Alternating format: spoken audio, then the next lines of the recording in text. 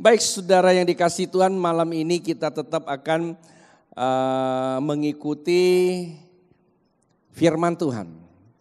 Saudara, malam ini saya akan menyampaikan satu topik sama dengan pagi tadi, yaitu respek pembapaan. Boleh bilang sama kiri kanan respek pembapaan? Ya, saya akan pelan-pelan menyampaikan maksud daripada pemberitaan tersebut. Tapi sebelumnya saya akan membacakan satu teks yang terambil di dalam Alkitab berkaitan dengan apa yang akan kita bahas pada malam ini. Tokohnya adalah Salomo. Mengenang engkau, jika engkau hidup di hadapanku sama seperti Daud ayahmu, dengan tulus hati dan dengan benar, dan berbuat sesuai dengan segala yang kuperintahkan kepadamu, dan jika engkau tetap mengikuti segala tetapan dan peraturanku, maka aku akan meneguhkan tahta kerajaanmu atas Israel untuk selama-lamanya, seperti yang telah kujanjikan kepada Daud ayahmu dengan berkata, keturunanmu takkan terputus dari tahta kerajaan Israel. Bapak Ibu saudara kasih Tuhan, Salomo menerima pewarisan tahta kerajaan. Itulah sebabnya ayat ini berkata begini, kalimat terakhir berkata begini, keturunanmu takkan terputus dari tahta kerajaan Israel. Sekali lagi, keturunanmu takkan terputus dari tahta kerajaan Israel. Boleh enggak kalau Anda kasih tahu sama kiri kananmu, keturunanmu tidak terputus dari tahta kerajaan siapa? Allah dong. Ya, bilang kerajaan Allah. Ya. Setiap daripada kita berhak atau mempunyai ikatan dengan pewarisan seperti ini. Itulah sebabnya keluar dari pemikiran seperti itu, ya, respek pembapaan mewarisi kasih karunia kehidupan. Coba kasih tahu kiri kananmu, respek pembapaan mewarisi kasih karunia kehidupan. Saudara, tahukah Anda apa arti kata pembapaan? Pembapaan adalah dasar kehidupan satu keluarga. Jadi sekali lagi, pembapaan merupakan dasar kehidupan satu keluarga. Di dalamnya ada hubungan orang tua dan anak yang diikat dalam kasih persaudaraan. Itu yang disebut kata pembapaan. Memang saya tidak menguraikan maksud kata pembapaan secara detail. Kata orang tua itu siapa? Memang Alkitab katakan ayah dan ibu, tetapi sebenarnya kalau kita baca kitab perjanjian baru, itu sudah Tuhan jelaskan bahwa kata pembapaan lebih ditekankan kepada apa? Kasih. Jadi sebenarnya kalau Anda mau mengatakan kasih, itu ada hubungan, ya, bertalian dengan namanya hubungan bapak dan anak. Itu ada bapak atau hubungan orang tua. Dan lebih kenal kita lihat ada hubungan doa Bapa kami. Firman Tuhan berkata seperti ini. 1 Raja-Raja pasal 8 ayat 20 berkata. Saudara perhatikan, saya akan membacakan buat kita. 1 Raja-Raja pasal 8 ayat 20 berkata seperti ini. Jadi Tuhan telah menepati janji yang telah diucapkannya. Nah ini kasih garis bawah ini. Aku telah bangkit menggantikan Daud ayahku. Dan telah duduk di atas tahta kerajaan Israel. Seperti yang difirmankan Tuhan.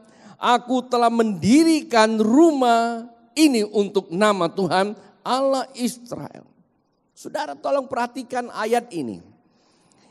Kalimat mana yang menarik perhatian Bapak Ibu dan Saudara kasih Tuhan? Dan saya temukan kalimat ini yang menjadikan dasar pemberitaan Injil pada sore hari ini. Dan hari ini tentunya yang dimaksud dengan respek pembapaan. Kalimat ini berkata, aku telah bangkit. Ngapain dia bangkit? Ya untuk menggantikan bapaknya. Bilang sama kiri kananmu, tahun ini kan tahun kebangkitan. Ya kamu harus bangkit. Bilang kamu harus bangkit. Apanya bangkit? Bangkitkan pembapaan. Bilang bangkitkan pembapaan. Bapak ibu saudara yang dikasih Tuhan, hari-hari ini saya temukan bahwa kematian sebagian orang percaya adalah yang ini. Hilangnya rasa pembapaan. Kurang respek kepada pembapaan. Maka hilangnya responsibility. Respon terhadap kehidupan. Ada kemauan untuk berupaya untuk maju. Ada upaya juga untuk sekolah. Ada upaya untuk macam-macam. Rumah tangga juga ada. Enggak disuruh juga udah kepengen pacaran. Iya apa ya? Ada semua itu. Tapi berapa banyak kita jumpai kandas di tengah jalan. Lalu pertanyaannya siapa yang salah? Paling gampang kan gini. Salah tuh Tuhan. Nggak cocok saya. Kan gitu. Ya Pak ya. Itu yang kita jumpai. Sebenarnya Bapak Ibu Saudara kasih Tuhan tidak sesederhana seperti itu. Tentu ada penyebab dari akar daripada itu. Nah karena itulah kita perlu ketahui bahwa Alkitab katakan bangkitlah kata Tuhan, kata Salomo. Aku telah bangkit menggantikan, artinya ini bangkitkan suatu pembapaan di dalam kehidupan. Bangkitnya pembapaan kita mulai mewarisi yang namanya mantel kehidupan. Atau lebih kerennya dalam bahasa spiritual urapan kehidupan. Apa itu urapan kehidupan? Apa itu? Ada telepon langsung dari sorga tuh. Diam sejenak, saya mau dengar apa pesannya. Oh kata dia begini, ya mantel kehidupan atau urapan kehidupan itu kali pertama ada di sorga. Kalimat inilah yang menjadikan ada kehidupan di bumi. Kalimat apa itu? Baiklah, baiklah, baiklah apa? Baiklah kita. Baiklah kita jadikan. Nah, kehidupannya di situ, kata kita. Nah, kata kita itu merupakan jaringan sorga turun kepada yang dimaksud. Pada saat Salomo bangkit tentang bapaan, dia menerima apa? Urapan atau mantel. Mantel ya, jubah. Dikenakan, itulah tidak ada lagi kata aku atau kamu. Tapi begitu dikenakan, dunia takluk. Waktu Yesus ada di Galilea, laut Galilea, itu terjadi badai. Waktu Tuhan Yesus naik dari kapalnya. Dan dia bilang apa? Diam lo angin. Wih, enak banget tuh ya. Lalu diam tuh angin tuh. Bingung mereka, siapa gerangan ini? Angin saja tunduk kepada dia. Dia gak tahu di dalamnya ada urapan kita. Jadi kalau urapan kita berarti nyambung ke sorga. Langit dan bumi melihat Yesus bukan lagi melihat pribadi manusia, tapi melihat pribadi empunya kehidupan. Nah saudaraku, kalau itu mengalir kepada Anda, sebab ayat ini berkata ngalir pada Salomo. Sehingga kekuasaan seperti itu berlaku. Dan apa yang terjadi? Disitulah kali pertama ia bisa mengerjakan pekerjaan apa? Pekerjaan rumah kediaman Tuhan. Jadi apa maksudnya? Maksudnya begini. Salomo adalah bukti mewarisi perjanjian kasih karunia dalam pembapaan. Itu bukti. bukti ia mewarisi kasih karunia dalam pembapaan, maka dia bisa bangun itu rumah. Kalau saya mau pinjam kalimat begini, Salomo berkata, aku membangun semua ini bukan karena kepandaianku. Ini merupakan kasih karunia Bapa Surgawi kepada orang tuaku. Kalau Anda baca itu ayat. Jadi dia bisa membangun dan bisa jadi seorang raja.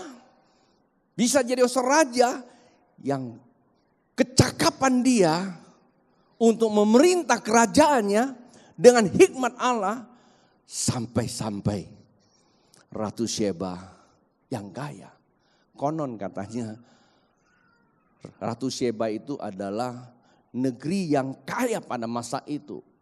Iyalah kalau enggak masa dikasih emasnya 666 kintal atau apa tuh sikal ya.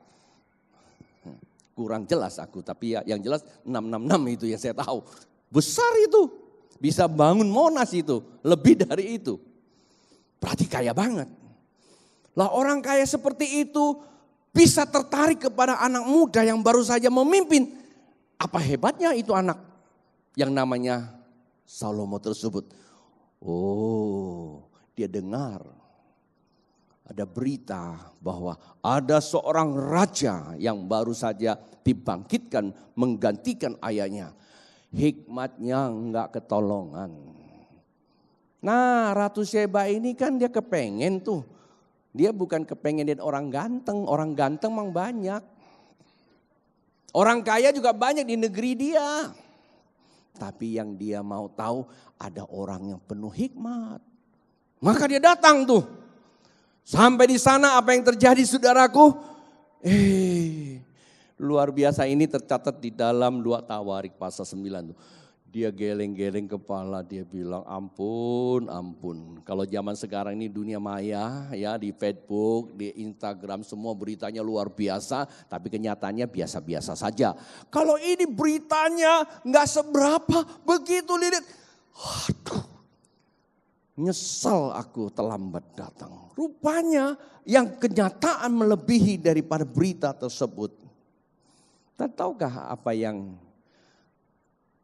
Salomo sampaikan? Ini semua ada karena kasih karunia. Bukan kemampuanku. Karena Bapa di sorga memberi mandat ini kepada apa? Keluarga ilahi. Yaitu ayahku atau orang tuaku. Perpindahan. Hukum pergantian namanya. Karena aku respect.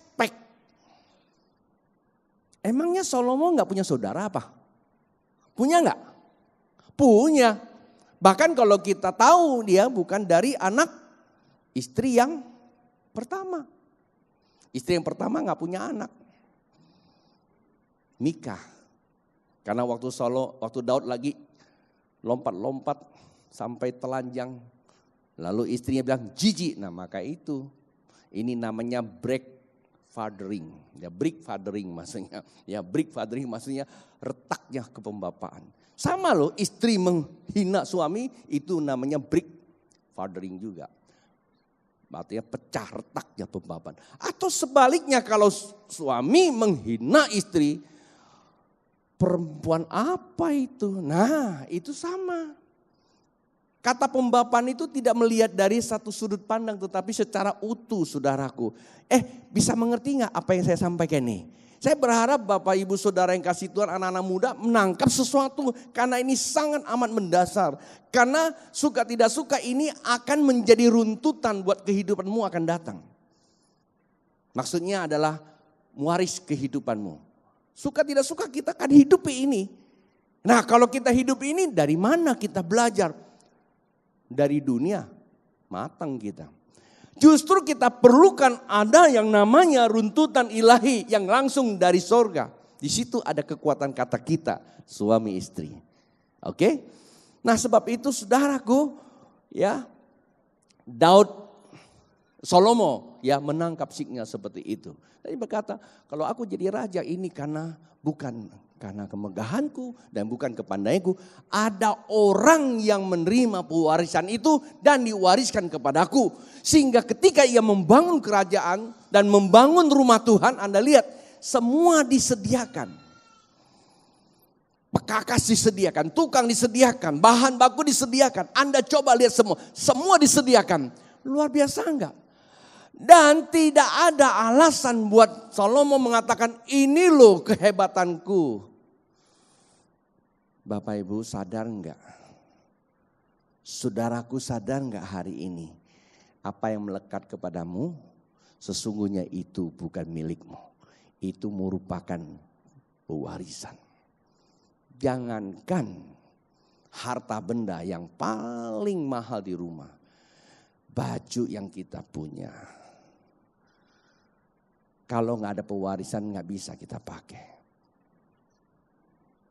Benar. Pernah kepikir nggak? Kalau hari ini Anda bisa membaca. Bagus sekali Anda bisa baca. Ingat. Ada yang mengerjakan buat Anda. Ada orang yang setia malam-malam menyusun diktat. Lalu menyusun bagaimana mengajar. Yang paling mudah ada satu ibu, gak tahu namanya saya lupa kemarin. Yang terkenal dengan Ibu Budi. B-U-B-D-I-D. Lalu disuruh, mari ini B, ini U, ini D, ini I. Saya ingat dulu saya suka ngajar anak saya. Saya pakai zaman dulu masih belum ada laptop. B, U, D, I. Lalu saya bilang, coba baca kepanjangnya. Kan panjang kan bunya gitu. Bukan maksud begitu, maksudnya tuh panjangnya Budi gitu. Tapi kan anak-anak gak ngerti. Udah panjang Bu? Belum, panjang lagi. Bukan gitu maksudnya Budi. Nah, hingga sekarang Anda menjadi seorang insinyur, tahu nggak ada seorang ibu yang sekarang peot tuh. Anda pernah bersyukur nggak? Tuhan terima kasih. Itulah sebabnya Alkitab mencatat bahwa manusia hidup tidak lengkap seorang diri. Naif kalau orang yang terlalu egoistis. Itu sebenarnya keturunan iblis yang keberapa saya nggak tahu. Keras babe bicara. Orang yang egois adalah orang yang tidak kenal yang namanya Tuhan. Setan paling suka menciptakan keegoisan. Sedikit aja tersentuh, udah. Dia nggak tahu hidup itu pewarisan. Saudara pernah nggak baca satu quote bunyinya begini. The price of greatness is responsibility. Pernah baca ini enggak? Yang pagi tadi dengar enggak usah disinggung ya. Saya mau tahu yang sore. Pernah enggak baca ini? Nah, ini saya ambil dari satu kisah. Seorang bapak pembersih kebun. Rakyat jelata dengan kata lain penghasilannya pas-pasan. Tapi rajin dia bertanggung jawab karena dia tulis responsibility. Artinya apa? Ya, babi kan belum bilang ya. Harga kebesaran adalah responsibility. Bahasa Inggrisnya responsibility pasti sudah tahu. Tanggung jawab. Ya betul. Tapi Anda lupa bahwa responsibility terdiri dari dua suku kata atau akar kata. Respon dan ability. Maksudnya apa? Harga kebesaran adalah kemampuan menerima. Menerima apa? Menerima warisan dan bertanggung jawab. Maksudnya kalau Anda lagi menerima pewarisan bangku yang Anda duduk, ingat bukan Anda yang beli itu. Ini kasih karunia. Nah kita bertanggung jawab. Jangan dong kita kasih permen karet gitu loh. Nah, orang yang punya Tuhan tuh seperti itu. Lalu bilang Tuhan terima kasih ada yang beliin bangku buat saya. Lalu ada yang ngebersihin lagi. Kita berkati itulah anak Tuhan. Lalu kalau perlu Tuhan kan ada harta titipan juga. Tak berikan lagi supaya beli bangku yang lebih gede. Gitu. Nah itu namanya orang yang responsibility. Nasib pembersih kebun ini saudaraku, karena dia tugasnya adalah membersihkan kebun. Satu hari dia berjumpa dengan seorang anak yang nyaris mati tenggelam dalam lumpur yang hidup. Dengan upaya bapak yang satu ini tukang kebun, dia berupaya menolong anak ini. Dan akhirnya memang tertolong. Dan tahu nggak siapa anak itu? Dia adalah putra seorang bangsawan. Wah, Anda tahulah kalau bangsawan, darah biru. Lalu bangsawan itu melihat kejadian seperti itu, rasa syukurnya luar biasa. Dan dia berkata kepada bapak tukang kebun itu, "Pak, dengan kebaikan bapak menolong anak saya, luar biasa Pak. Ini anak yang sangat berharga buat saya Pak. Apa yang harus aku berikan kepada bapak?" Dan dia menawarkan sejumlah uang kepada bapak ini karena kebaikannya. Dan bapak pembersih kebun tersebut menolak dengan alasan begini. "Kalau Pak bangsawan membayar aku lantaran karena saya punya sikap tolong menolong, maka tidak akan aku terima." Mengapa? Karena sikap dan perilaku tolong menolong adalah sikap Bapa di sorga yang tidak bisa dijual belikan. Bilang dong sama kiri kananmu, tolong menolong adalah perilaku Bapak Surgawi yang tidak bisa dijual belikan. Terkadang kita nolong orang kan mengharapkan bantuan ya. Ya Pak ya. Di satu negara, saya nggak usah sebut nama, hampir namanya saya sebut. Itu cuma kasih tahu alamat aja, selesai $1. Semua $1. Sekarang nggak tahu berapa dolar. Itu uang bagi dia itu segala-galanya. Jadi bukan menolong orang, tetapi sebenarnya dia mencari apa? Nafkah. Dan sebenarnya Bapak Ibu, kalau kita masih diberi kesempatan untuk menolong seseorang, itu adalah kasih karunia. Ada pewarisan untuk kita bisa menolong seseorang. Maka kita punya kemampuan untuk mewariskan kepada orang. Dan akhirnya memang mereka menjadi sahabat. Walaupun sang bangsawan dengan bapak ini jauh perbedaannya, tapi menjadi sahabat. Dan si tukang kebun ini punya anak yang masih sekolah dalam keadaan yang cukup prihatin. Lalu bapak ini bangsawan menawarkan jasa baiknya, "Bagaimana Pak, anak itu saya adopsi, sekolahkan saja." Dan untuk yang satu hal ini bapaknya tidak keberatan tentunya. Akhirnya memang disekolahkan dan anak ini lulus sarjana baik, cum laude lagi, luar biasa. Dan anak ini namanya Alexander Fleming. Yang pagi tadi sudah dengar, enggak usah sebutkan. Siapa Alexander Fleming ini? Yang udah senyum-senyum pagi tadi udah dengar. Ada nggak yang tahu siapa orang ini? Jalat ya, yang sekolah lah. Yang sekolah itu kan di SM sejarah ada itu. Siapa yang tahu? Alexander Fleming ini, dia adalah seorang penemu penicillin atau antibiotik. Saudaraku, dan ketika ini orang jadi terkenal sampai dengan hari ini. Peran seorang apa? Bapak yang baik hati. Ayo bilang sama kiri kananmu, kau ada hari ini karena ada Bapak yang baik hati. Tapi biasanya Bapak yang satu ini kurang baik loh. Kenyataannya kan, gak ngomel. Ya, orang tua yang seperti ini kan kayak suka ngomel. Ya kan, makan diomelin, tidur diomelin. Apakah orang tua seperti itu gila Pak? Enggak. Dia mengasihi kita.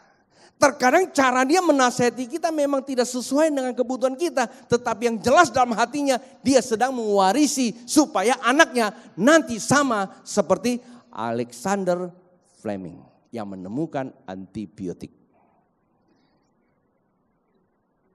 Tahun 45 pada waktu itu. Ini sejarah loh ya, Anda baca bukunya nanti. Pada tahun itu saudara, ada seorang tiba-tiba kena penyakit yang luar biasa. Nyaris untuk membunuh dia. Nggak ada obatnya. Tetapi pada masa yang sama ditemukanlah namanya antibiotik. Sehingga bisa menyembuhkan orang tersebut. Dan namanya adalah Winston Churchill. Siapa dia itu? Dan dia adalah pendeta besar. Urapan yang luar biasa. Bukan. Siapa? Perdana Menteri Inggris yang membawa sejarah baru. Dan boleh kata dia disebut Perdana Menteri yang pertama membawa sejarah baru. Tahukah siapa dia? Dia adalah anak bangsawan yang membesarkan, membiayai yang namanya Alexander Fleming. Saudara, apa maksudnya? Dan disinilah bahwa satu siklus kehidupan yang namanya tolong menolong selalu ada kaitan hubungan kasih karunia. Bapak Ibu, paham gak apa yang saya maksudkan? Dan inilah yang dikatakan oleh Salomo bahwa saya melakukan ini karena Anda yang terlebih dahulu menerima mandat dari sorga. Alexander berkata, aku menjadi seorang ahli karena ada yang menerima mandat dari sorga. Yaitu bapaknya. Tapi bapaknya tidak menemukan antibiotik. Bukan berarti dia itu orang bodoh. Seorang tukang kebun yang boleh dibentak-bentak seenak kita. Bapak tahu apa? Udah botak, udah picek, udah peot, pikun lagi. Waduh, Anda sedang merusak pewaris kehidupan. Walaupun dia memang bodoh, tapi tidak berarti kita yang pintar ini lalu melupakan orang tua seperti itu. Mama tahu apa? Taunya cuma masak aja di rumah. Mama cerewet. Bilang sama kiri kananmu. Tuh babe sedang ngomong kamu, tahu nggak? Udah terus terang aja deh. Ya kan? Kita orang tua. Terus kita tua-tuakan saudaraku. Tapi kita tidak sadar bahwa kita ini terima mantel yang sudah Tuhan berikan kepada orang tua. Mungkin bukan dia, mungkin nenek moyangnya juga bisa jadi yang terus diwarisi. Mungkin mereka tidak sanggup untuk mengeksekusi, tetapi pas tanganmu itu tereksekusi. Barangkali mestinya ada laukong kita yang bisa bikin antibiotik. Tapi karena mereka tidak mendapatkan kasih karunia. Tapi pewarisan itu jalan terus sampai kepada Bapak. Bapak juga tidak bisa. Sampailah kepada Alexander. Dia tidak punya hak untuk mengatakan, wah aku luar biasa. Demikian juga yang namanya Winston Churchill. Wah saya Perdana Menteri yang luar biasa. Pada saat itu ada beberapa pembesar negara. Ya saya gak usah sebut namanya. Salah satu ya negara kita yang namanya Soekarno. Kan masa-masa mereka itu. Dan tidak bisa berkata wah saya orang hebat. Anak bangsa yang terbaik. Tidak seperti itu. Aku ada karena ada yang punya jasa. Satu hari saya ke Jakarta, selesai saya khotbah, seorang ibu langsung peluk saya. Namanya Ibu Intan, umurnya sudah hampir 80 tahun. Ton, Mami sudah lihat dari dulu kamu ini pasti dipakai Tuhan. Mami doa buat kamu setiap doa syafaat. Terima kasih Mam. Tahu nggak? Kalau saya hari ini bisa ada untuk, kadang-kadang kita suka berdoa, Bapak di surga kalau saya ada hari ini karena Bapak. Betul, tapi Bapak memakai begitu banyak orang. Aku diri di atas mimbar karena Anda yang berdoa buat saya. Ya kalau Anda yang berdoa, kalau nggak berdoa ya Anda tahu sendiri aja. Maka itu berdoalah buat orang tuamu. Karena mereka dipakai. Amin. Kasih tahu kiri kananmu, berdoa untuk orang tuamu. Jangan yang kita lihat terus aja apa? Cerewetnya. Bapak Ibu Saudara kasih Tuhan, saya mau tanya, sebenarnya lebih banyak mana orang tua kamu? Ya, lebih banyak mana baik dan buruknya? Halo? Lebih banyak mana? Lebih banyak baiknya tentu kan? Tapi yang lebih banyak Anda ucapkan di luar, baik atau buruknya? Nggak dikasih uang jajan itu aja di ngomongin terus. Ya kan? Tapi Anda tidak sadar bahwa baik yang berapa banyak. Memang ada sisi negatifnya. Tapi bukan berarti negatif itu lalu kita boleh jadikan itu alat untuk menghukum dia. Saya selalu katakan kepada anak-anak, saya katakan, kalau yang namanya bapak buat anak-anak nangis, dan gak ada yang namanya bapak durhaka. Memang ada, gak apa-apa. Dia buat anak nangis, kenapa? Karena memang dia mengasihi untuk didik anak itu. Tapi sebaliknya kalau anak kurang aja buat bapak nangis, itu durhaka. Hukumannya maling kundang. Oh, itu cerita di film. Tetapi ada hukumnya Bapak Ibu. Hati-hati. Jangan kita pikir gak ada hukumnya. Ya. Itulah sebabnya kita lihat. Yang pertama, pembapaan itu apa? Pembapaan itu adalah hukum kehidupan. Pembapaan itu hukum kehidupan. Nah, kita baca ayatnya. Efesus pasal 6 ayat 1 sampai 3 berkata seperti ini. Hai anak-anak, taatilah orang tuamu di dalam Tuhan. Karena haruslah demikian, hormatilah ayahmu dan ibumu. Ini adalah suatu perintah yang penting. Kasih garis bawahi, seperti yang nyata dari janji ini. Untuk apa? Ada hukum pertukarannya. Ayat ketiga, supaya kamu berbahagia dan panjang umurmu di bumi. Bilang kepada kiri kanan, supaya berbahagia dan panjang umurmu di bumi. Saudara mau panjang umur? Mau enggak? Kalau enggak bahagia mau enggak? Ya kan?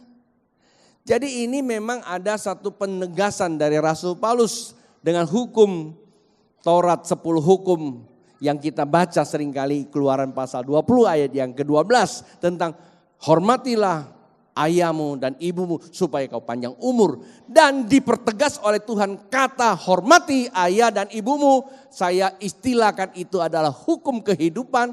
Kenapa?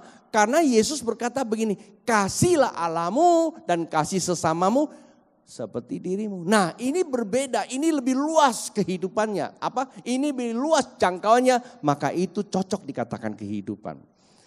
Dari mana kita bisa mengasihi Bapa di sorga atau menghormati Bapa di sorga yang tidak kelihatan, sementara terhadap bapak-bapak, ibu-ibu, orang-orang yang diberikan otoritas atas kita, kita nggak hormati dia. Hanya menghormati sebatas apa? Sebatas kalau kita hierarki saja. Waktu kita panggil Bapa nggak ada getaran-getaran ilahi. Itulah sebabnya Tuhan mengajarkan kepada kita kalau doa haruslah doa pembapaan. Waktu kita berkata Bapa di sorga berarti ada hubungan kata kita. Dia dan kita itu satu. Ada jaringan kasih. Waktu kita panggil Bapa di sorga, di sini ada dentuman ilahi. Penyembahan seperti itu luar biasa. Nah, itu tidak mungkin terjadi manakala hubungan kita sesamanya mandek. Hubungan sesama itu kan ada yang namanya senior. Keluarga itu adanya senioritas. Kenapa bilang pembapaan? Pembapaan itu ada hubungan senior dan junior. Walaupun jabatannya, walaupun pangkatnya berbeda. Tapi kata seniornya harus digaris-garis bawahi. Waktu kita memanggil tuahnya, jinya, launya. Bahasa Tionghoa bilang, uhawa, kiahawa, uhau, tu utek. Ya, kalau orang yang uhau pasti utek. Utek tu uhok. Ngerti nggak maksudnya? Uhau itu apa ya kalau bahas? Uhau itu maksudnya apa? Nurut. Berarti utek, ada pewarisan. Utek cu uhok berarti apa? Ada si Ahok kali ya. Ya sama aja, Ahok ada itu karena ada seorang namanya Chung Kim Nam. Ya, karena seorang Chung Kim Nam yang punya hati Bapa di sorga, dia mewariskan kepada anak-anaknya. Dia punya 3 anak. Wah, itu Basuki, Basuri, dan Vivi. Kenapa ya Basuri ya? Basuhi kali ya. Basuki, Basuri, dan Vivi. Orang hebat semua. Dan mereka berkata, aku ada seperti ini karena ada orang tua. Kita lihat yuk, ada satu film cuplikannya ya. Tolong diputarkan.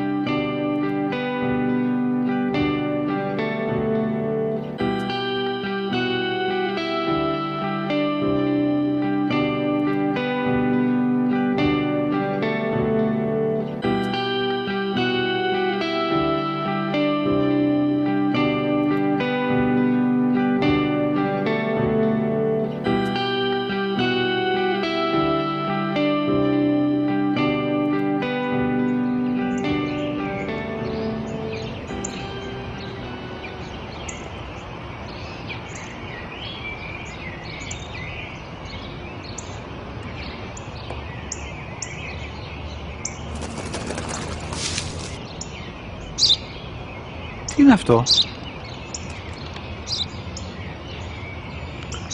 Ένα σπουργίτη.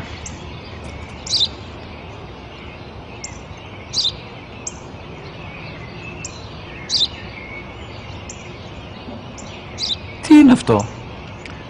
Μόλις τώρα στο είπα, πατέρα, σπουργίτη είναι.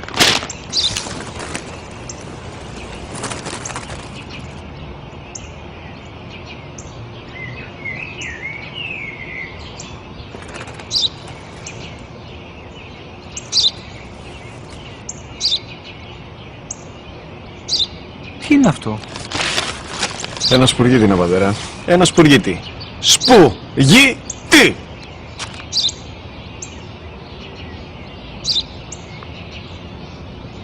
Τι είναι αυτό? Γιατί το κάνεις αυτό το πράγμα, μπορείς να μου πεις? Τόσες φορές σου είπα, είναι ένα σπουργίτη! Δεν το καταλαβαίνεις!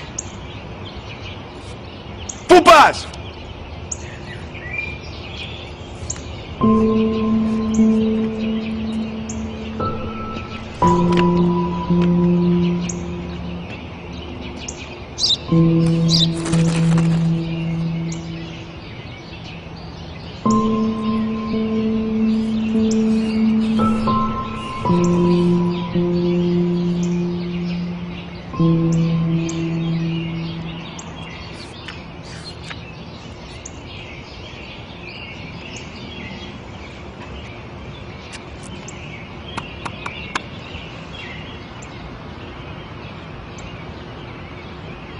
Δυνατά. Σήμερα ο μικρός μου γιος που πριν λίγες μέρες έκλεισε τα 3 καθόταν μαζί μου έξω στο πάρκο όταν ένα σπουργίτη ήρθε και κάθισε απέναντί μας. Ο γιος μου με ρώτησε 21 φορές τι ήταν αυτό και του απάντησα και τις 21 φορές ότι ήταν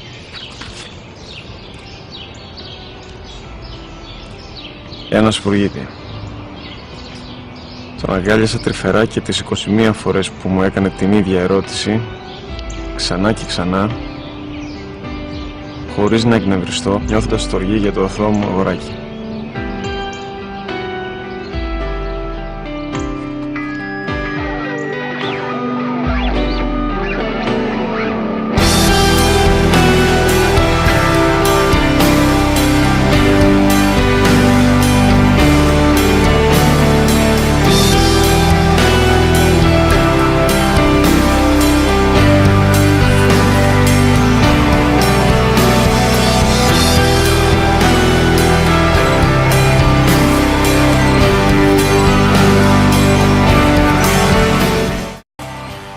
Saudaraku, video klip ini mengingatkan kepada kita betapa seringnya kita terhadap orang tua.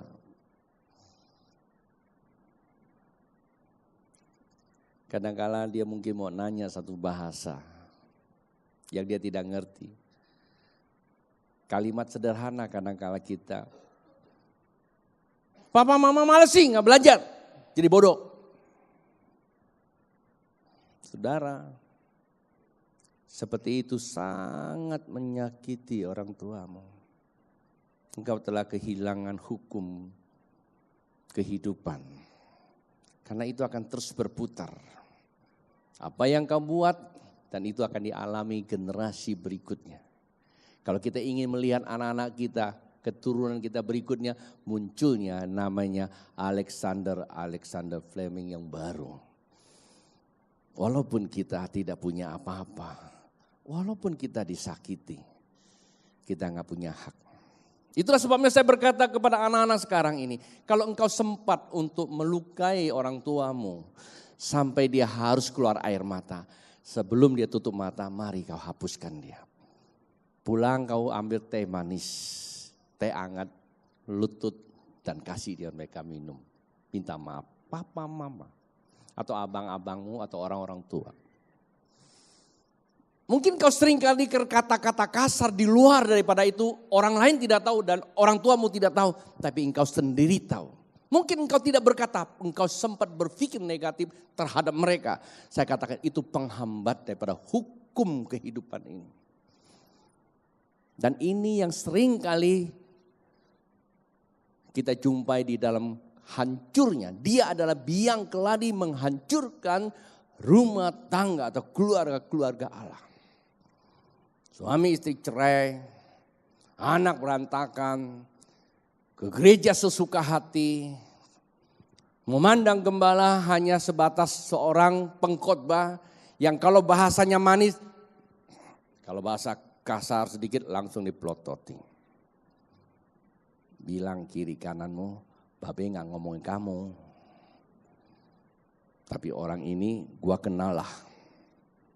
Cuma hanya pengen dengar yang baik-baik saja. Nah seperti itu. Saudara, saya berdoa sebab saya tahu bahwa akhir zaman ini Tuhan sedang memulihkan keluarganya. Jadi hubungan keluarga kita ini ada menggambarkan hubungan keluarga di sorga, hubungan kita dengan Bapa. Itulah sebabnya kalau Anda ingin hidup bahagia, perbaiki semua itu. Respek pembapaan merupakan respon terhadap hukum kehidupan. Perjanjian kehidupan begitu besar telah Tuhan tuliskan dalam loh hati setiap kita. Yang Anda dan saya punya kesempatan untuk mengeksekusikan. Artinya mewujudkan. Kasih tahu sama kiri kananmu, di dalam hatimu ada begitu besar kandungan yang telah dituliskan Bapa di sorga. Yang turun-temurun itu. Dan diperlukan ada hubungan pembapaan supaya itu dapat dieksekusikan. Amin. Yang kedua, Amsal pasal 17 ayat yang ke-6 berkata seperti ini. Amsal 17 pasal 6 berkata, mahkota orang-orang tua adalah anak cucu. Perhatikan, mahkota orang-orang tua adalah anak cucu. Dan kehormatan anak-anak ialah nenek moyang mereka. Ngerti gak Anda baca ini? Maksudnya apa?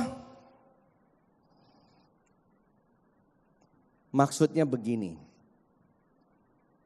Saya ambil contoh saja tadilah.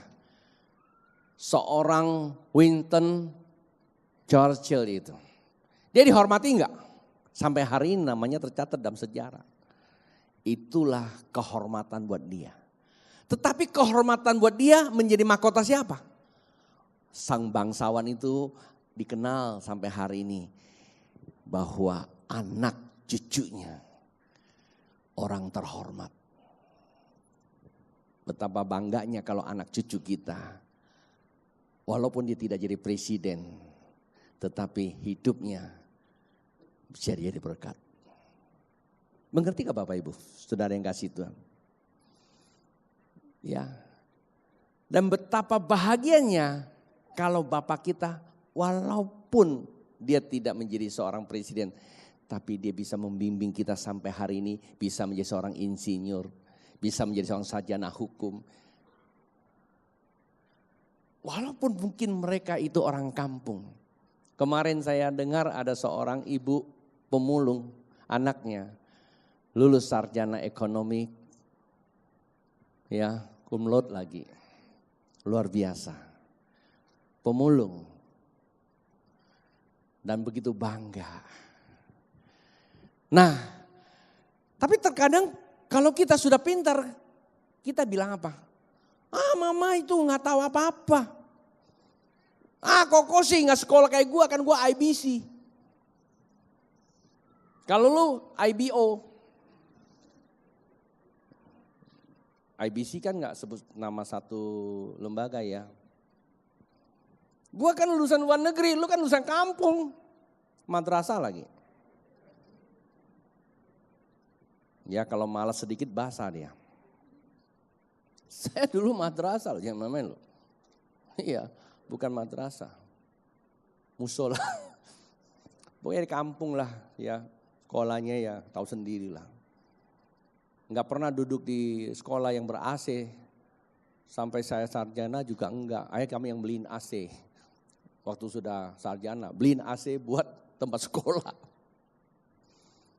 Dan kita tahu bahwa semua yang kita peroleh itu dari mereka. Halo? Ya. Yang terakhir ya, yang lama-lama ya. Kayak aku lihat udah gak tahan banget nih. Kalau aku bongkar terus lagi, ya. Saya ingat papa saya. Sebenarnya jujur aja secara hukum, ya dinamika hidup saya nggak merasa papa saya itu nggak baik dia. Walaupun keras banget. Papa saya ada tipe orang yang paling sangat keras. Dia kalau hukum kami itu rotan, apa itu sapu lidi kalau belum pecah, dia belum berhenti itu. Sering kali saya sampaikan. Tapi zaman dulu waktu saya belum bertobat, saya nggak merasa bahwa papa saya itu galak. Saya anggap itu biasa saja, tetangga juga begitu kok. Tapi begitu saya jadi orang Kristen, muncul saya tahu bahwa papa saya kasar banget. Dan dia melukai saya. Baru saya tahu, hati saya luka terhadap papa saya. Sakit, saya punya kepahitan sama papa saya.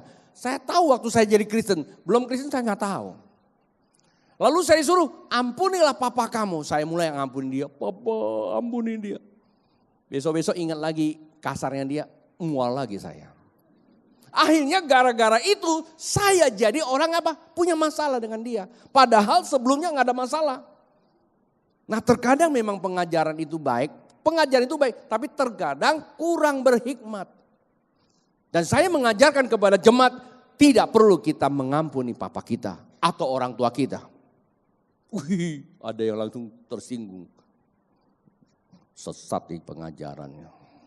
Tidak perlu mengampuni mereka. Lalu mengapa? Karena mereka nggak pernah salah. Yang salah kita mempersepsikannya. Paham nggak? Yang ada adalah kita minta ampun dalam persepsi kita terhadap dia. Memang dia itu pernah berbuat seperti itu. Memang dia tidak berhikmat pada saat itu. Dia kurang punya kemampuan yang bisa hanya itu. Tetapi sesungguhnya hatinya itu baik. Sampai terkadang kebaikannya, kekasarannya ada yang terbunuh. Benar. Tapi semata-mata dia itu mengasihi. Itu jelas. Jadi kalau kita ukur-ukur setelah saya disadarkan oleh Tuhan. Saya nggak pernah mengajarkan orang mengampuni orang tua. Dan saya juga tidak mengajarin. Dan saya sendiri tidak mengampuni orang tua saya. Dia tidak pernah salah sama saya. Yang saya tahu adalah saya salah sama dia. Saya minta ampun. Puji Tuhan. Papa saya sebelum dia meninggal. Saya sudah ada pemberesan. Dan mama saya juga. Sebelum dia tutup mata. Saya hapus air mata. Yang sempat saya buat dia nangis. Saya merasa saya diberkati karena pewaris kasih karunia. Seharusnya jadi pendeta mungkin papa saya. Tapi kalau nggak sampai sana bukan berarti dia bodoh. Dititipkan buat saya. Dan saya jaga responsibility.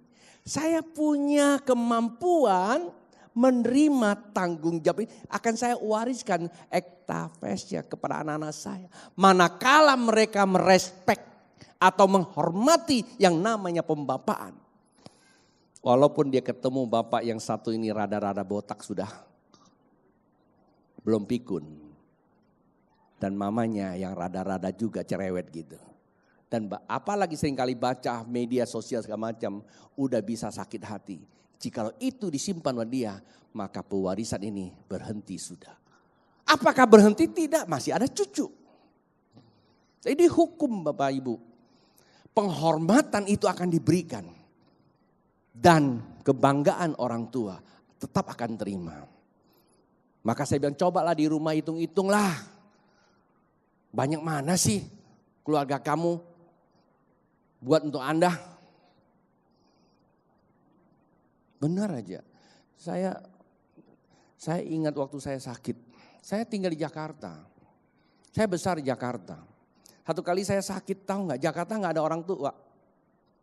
Yang ada sama saudara-saudara lain, itu pun hanya dituakan aja. Ketika saya sakit nggak ada yang mau ngurus. Saya mesti istirahat. Ya puji Tuhan juga saya istirahat dapat istri. Kalau nggak saya pulang mungkin nggak dapat dia. Ya usia saya waktu itu kurang lebih 17. Saya sakit long stacking. Ngerti long stacking? Tahu nggak? Long stacking itu sushi yang dipanggang. Tahu nggak? Makanan sushi yang dipanggang itu. Nggak ngerti long stacking ya repot juga. Paru-paru basah. Saya harus istirahat panjang. Pulang ke kampung. Mama saya jual apa tahu nggak?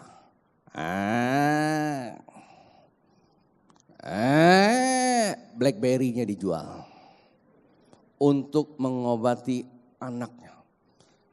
Waktu saya tahu digotong itu BlackBerry-nya, saya nangis.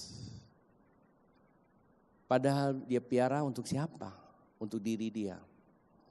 Sampai saya udah sembuh, saya mau ke Jakarta, dia jual lagi BlackBerry-nya dia. 4 ekor dia jual. Untuk saya pulang ke Jakarta. Jadi kalau saya ini pendeta Jakarta ini udah jadi pendeta, sebenarnya pendeta BlackBerry bunyi. Maka kalau saya mau pergi makan barang itu, saya pikir-pikir juga. Dia banyak nolong saya masalahnya. Bukan haram masalahnya, bukan haram tapi kagak tega gitu loh.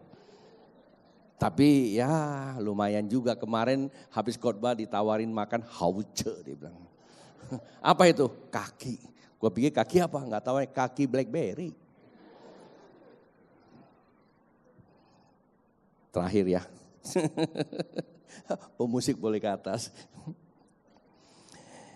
Maliaki pasal 6 Maliaki pasal 4 ayat yang ke-6 berkata seperti ini Bapak Ibu.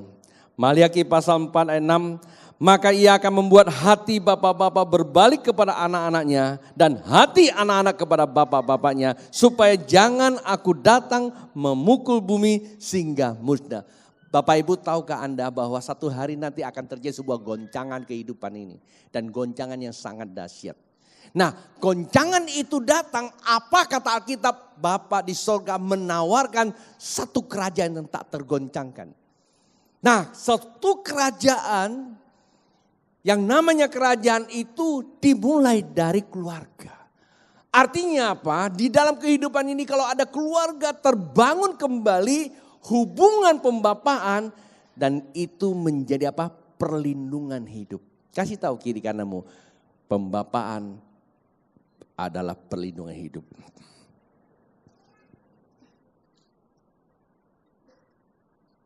Walaupun terkadang kita tidak merasa perlu mereka, tapi ada sebuah kekuatan yang tidak Anda lihat.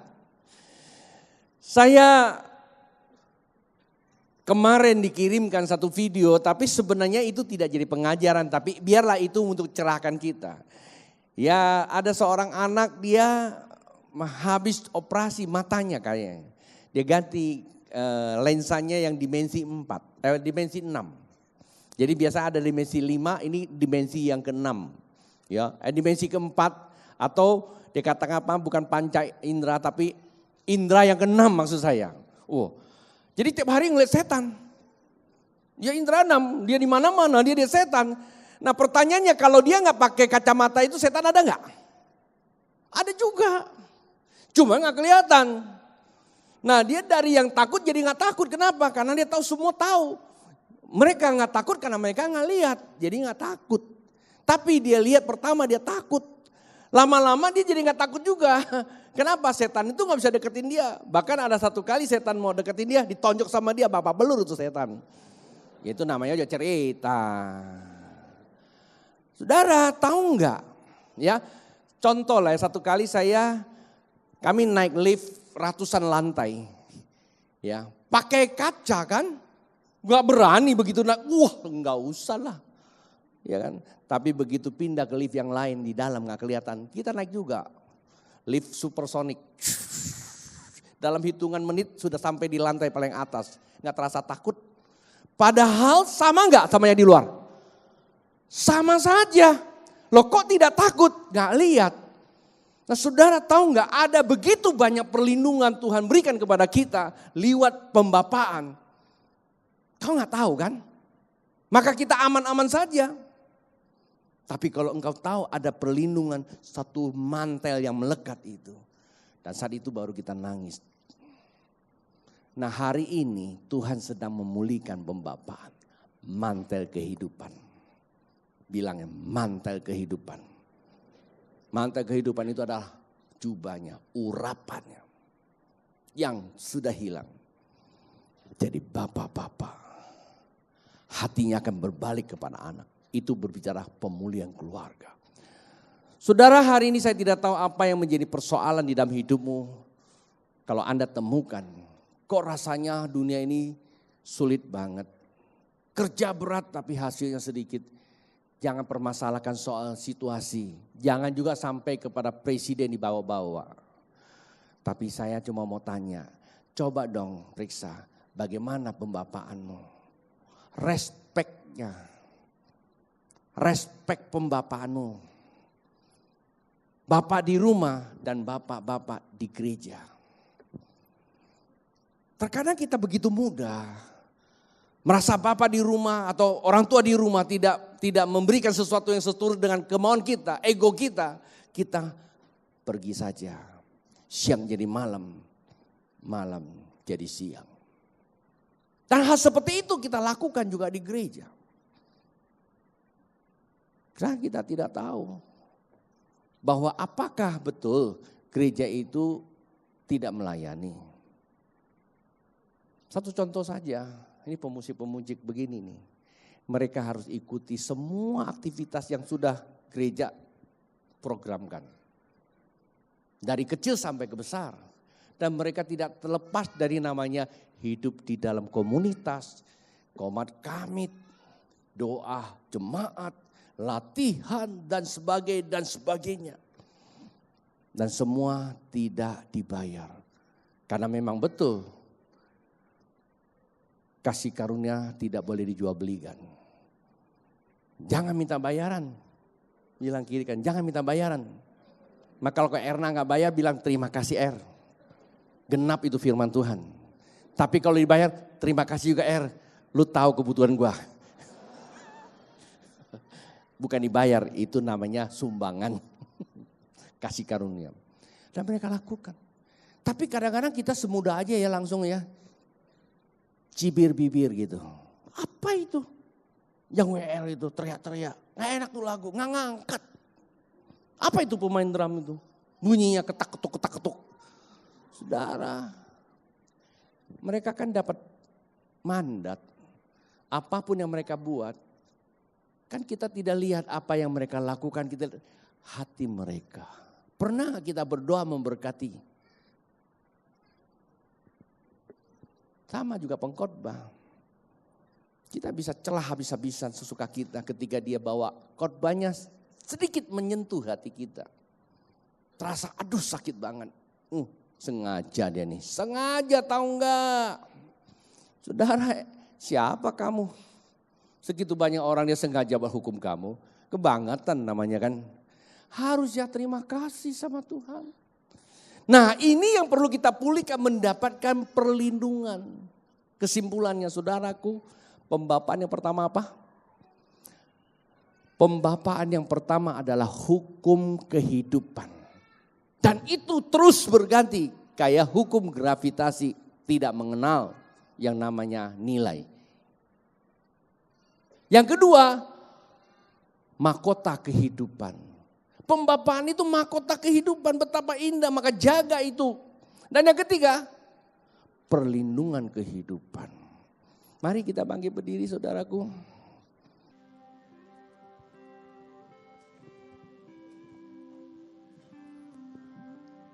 Bapa di surga, kami cintakan. Namamu ditinggikan di seluruh bumi. Kerajaanmu ditegakkan dalam pujian. Beritakan karyamu, terpujilah Tuhan Allah yang berkuasa, yang telah dan akan datang. Terpujilah Tuhan Allah yang berkuasa, sekarang dan selamanya. Sama-sama katakan Bapa di surga. Bapa di surga, kami cinta Kau. Namamu ditinggikan Suami istri, Namamu Anda boleh gandengan tangan. ditinggikan di Pakai tanda. seluruh bumi. Kerajaanmu Anda setuju? ditegakkan, kerajaanmu ditegakkan atas pujian. Dan umatmu beritakan, umatmu beritakan karya. Pujilah Tuhan, pujilah Tuhan Allah yang bertata, yang sudah datang akan datang. Terpujilah Tuhan Allah yang berkuasa, yang berkuasa selamat. Terpujilah Tuhan, pujilah Tuhan Allah yang bertata, yang sudah ada dan akan datang. Terpujilah Tuhan Allah yang perkasa, yang berkuasa selamanya. Bapak Ibu, saudara yang kasih Tuhan. Kebenaran firman Tuhan telah disampaikan mengingatkan kepada kita bagaimana hubungan kita dalam pembapaan. Yang pertama, kau tidak usah bertanya apa yang hubunganmu dengan sorga. Sorga tidak pernah berubah. Yang menjadi persoalan adalah hati kita terhadap pembangunan rumah kediaman Tuhan. Sebab keluarga adalah rumah kediaman Tuhan. Dasar keluarga adalah pembapaan. Bagaimana terhadap orang tua kita? Tentu papa mama, kakak, adik, guru, bos, para penatua, para PKS, para mentor. Itu hukum kehidupan. Jikalau kita sempat melukai mereka, jangan membiarkan waktu berlalu. Datang. Minta pengampunan. Saya ngalami kasus seperti ini.